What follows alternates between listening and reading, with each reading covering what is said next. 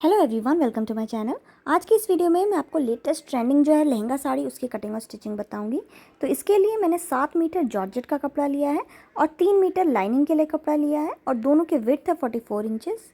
अब मैं आपको इसकी लेंथ बता देती हूँ। तो जो बॉडिस वाला हिस्सा है यानी कि ऊपर वाला वो मैंने 15 इंच का लिया है और जो स्कर्ट वाला हिस्सा है वो मैंने 29 इंच का रखा है और जो नीचे की फ्रिल्स है वो मैंने 13 इंच की रखी हुई है और टोटल ड्रेस की जो लंबाई है वो है 57 इंचेस।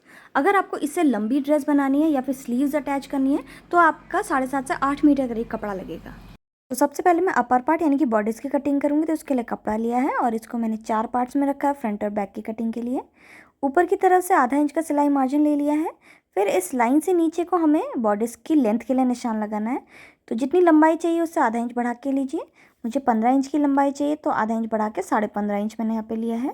अब फोल्डेड वाली साइड से शोल्डर्स के लिए निशान लगाना है। तो शोल्डर्स मैं यहाँ पे 7 इंच के रख रही हूँ तो 7 इंच पे मैंने यहाँ पे निशान लगाया। अब यहाँ से नीचे को आर्म होल के लिए निशान लगाना है। तो 6.75 इंच का मैं यहाँ पे आर्म होल रख रही हूँ और इसको ऊपर सीधा ज्वाइन कर देना है। अब यहाँ पे बस्ट के लिए निशान लगाना है। तो अपनी बस्ट का चौथाई भाग करिए और आधा इंच की लूजिंग ऐड करिए। मेरे इसमें बस्ट है 36 इंच का, उसका चौथाई भाग किया और आधा इंच की लूजिंग ऐड करी तो आया 9.5 इंच। तो 9.5 इंच पे मैंने यहाँ पे निशान लगाया और इसको आर्म होल वाले पे सीधी लाइन से ज्वाइन कर देना है। इसके बाद नीचे यहाँ पे कमर के लिए निशान लगाना है। तो कमर का चौथाई भाग करिए और आधा इंच की लूजिंग ऐड करिए। जैसे कमर मेरी 32 इंच की है तो उसका चौथाई भाग करके आधा इंच लूजिंग ऐड करी तो आया 8.5 इंच। अब ये कमर वाले को बस्ट वाले पे हमें सीधी लाइन से ज्वाइन कर देना है। इसके बाद यहाँ साइड में 1 से 1.5 इंच का सिलाई मार्जिन ले लेना है और इसको भी ऐसे सीधा कर देना है। अब आर्म होल के लिए निशान लगाएंगे तो इस कॉर्नर से बाहर को 1 इंच पे निशान लगाना है और आर्म होल लेंथ का बिल्कुल मिड पॉइंट हम लेंगे और एक आर्म होल का कर्व बना लेंगे। तो ये हमारा बैक आर्म होल का कर्व है।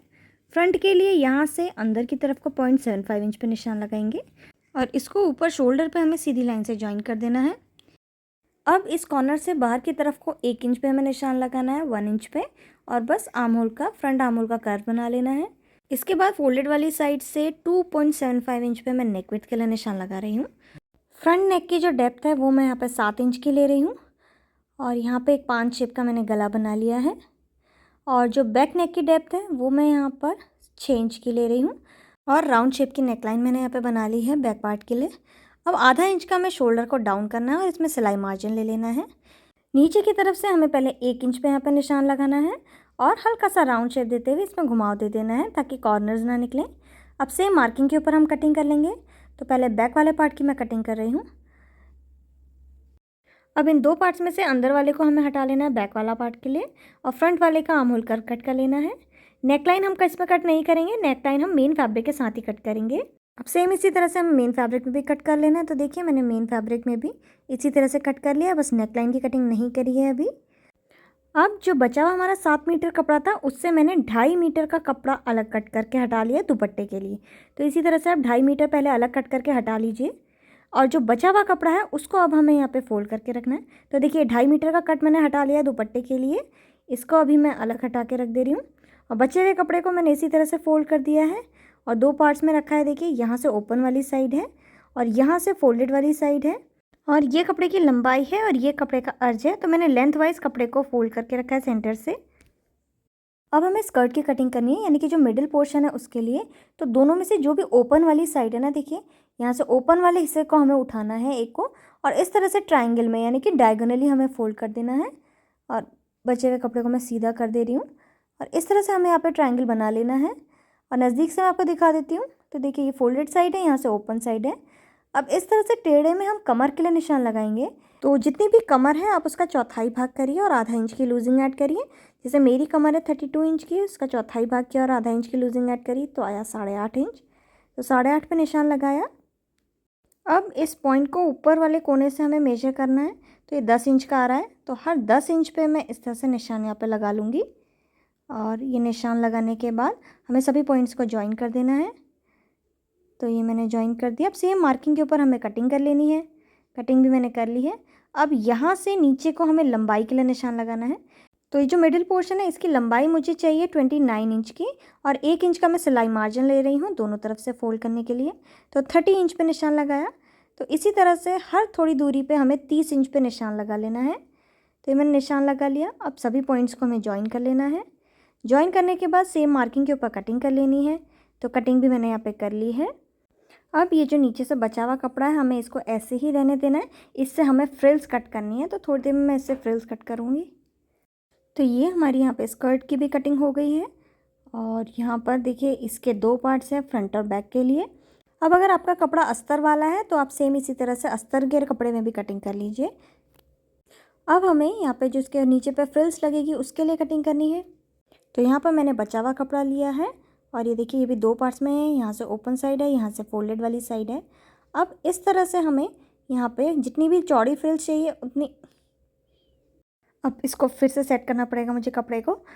तो यहाँ पर देखिए जितनी भी चौड़ी हमको फ्रिल्स चाहिए उतनी लेनी है। मैं 14 इंच चौड़ी फ्रिल्स ले रही हूँ, जिसमें से कि सिलाई मार्जिन भी इंक्लूडेड है।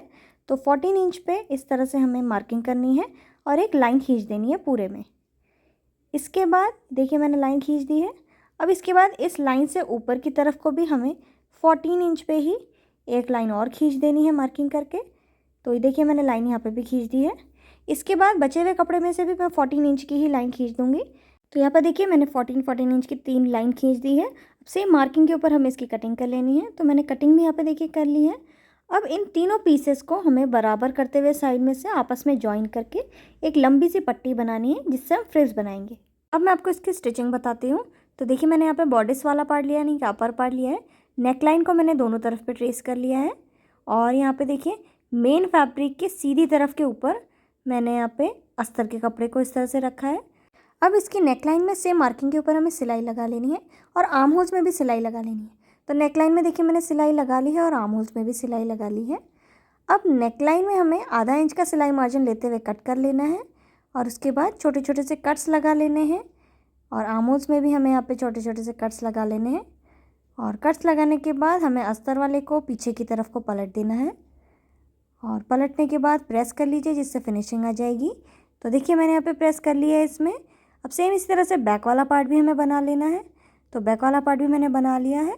अब बैक वाले को फ्रंट के ऊपर मिलाते हुए रखना है और शोल्डर्स में सिलाई लगानी है। साथ ही साथ साइड में हमें फिटिंग की सिलाई भी लगा लेनी है। तो देखिए मैंने यहाँ पे शोल्डर ज्वाइन कर दी और फिटिंग की सिलाई लगा ली है। बॉडीज़ बन गया है। अब इसका जो बॉटम घेर है उसको मैं बनाऊँगी। तो उसके लिए देखिए हमने जो पार्ट कट किया था लिया है, दोनों पार्ट्स हैं। अब सेम इसी तरह से मैंने अस्तर के कपड़े में भी कट कर लिया है। अस्तर का कपड़ा कम था तो जॉइंट लगा के मैंने बनाया है। अब हमें अस्तर मेन फैब्रिक को एक दूसरे के ऊपर रखना है। तो मैंने पहले देखिए एक हिस्सा लिया है सिर्फ और अस्तर वाले के ऊपर मिला के रख दिया है। अब इसके चारों तरफ पे हमें एक अच्छी सिलाई लगा के ज्वाइन कर लेना है। तो देखिए मैंने अस्तर मेन फैब्रिक को आपस में ज्वाइन कर लिया है। सेम इसी तरह से दूसरा पार्ट भी हमें बना लेना है और इसके ऊपर हम मिलाते हुए इस तरह से रखेंगे।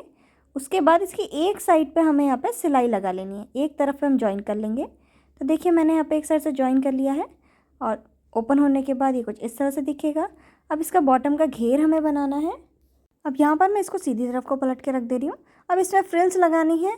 तो फ्रिल्स लगाने के लिए जो हमने 14 इंच चौड़ी 3 पट्टियाँ कट करी थी ना, पहले उसको आपस में ज्वाइन करना है। तो देखिए मैं दोनों पट्टियों को मिला के रख रही हूँ और इसको साइड से पहले मैं आपस में ज्वाइन कर ले रही हूँ। तो ये ज्वाइन कर लिया।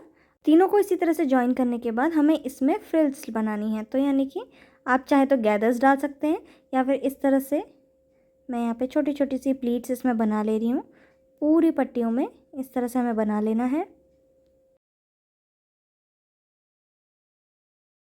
तो पूरी पट्टी में मैंने यहाँ पे गैदर्स डाल दिए हैं और गैदर्स डाल के इसको हमारा जो स्कर्ट वाला पार्ट है ना, इसके नीचे के घेर के बराबर बना दिया। देखिए इस तरह से इसके घेर के बराबर होना चाहिए।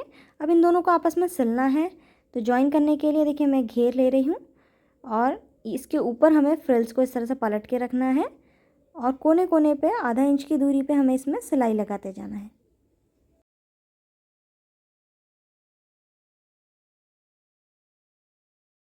तो यहाँ पे देख सकते हैं मैंने इसमें गैदर्स को ज्वाइन कर दिया है। अब इसमें हमें अपर वाले पार्ट को ज्वाइन करना है और साइड में सिलाई लगानी है। तो सिलाई लगाने से पहले जो हमारा दुपट्टा है उसको भी हमें ज्वाइन करना है। तो ये 2.5 मीटर का दुपट्टा मैं ले रही हूँ। इसके कोने मैंने डबल फोल्ड कर दिए हैं ऑलरेडी।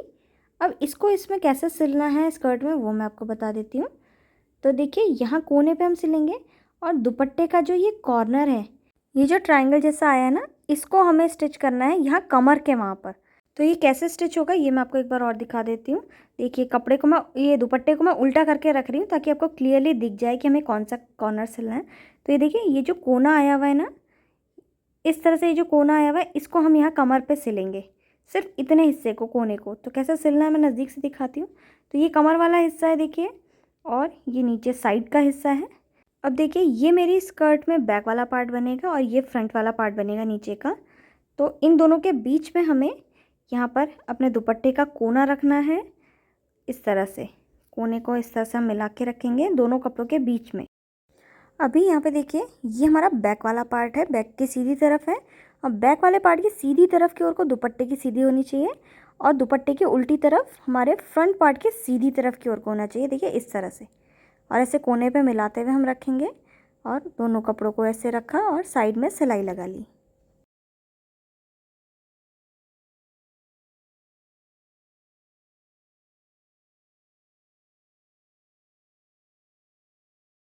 साइड सिलने के बाद अब हमें इसकी कमर में जो बॉडिस है उसको ज्वाइन करना है। तो उसके लिए हम क्या करेंगे, दुपट्टा जो है ये, इसको पूरा हम पहले स्कर्ट के अंदर की तरफ को कर लेंगे ताकि हमें सिलने में दिक्कत ना हो। इसको अंदर डालने के बाद अब इसमें हमें अपना अपर वाला पार्ट जो बॉडिस का है इसको ज्वाइन करना है। तो बॉडिस वाले को भी हम ये स्कर्ट के अंदर की तरफ को डाल देंगे, और दोनों की कमर वाले हिस्से को हमें मिलाते हुए रखना है, और इसमें आधा इंच की दूरी पे पूरे में सिलाई लगा लेनी है।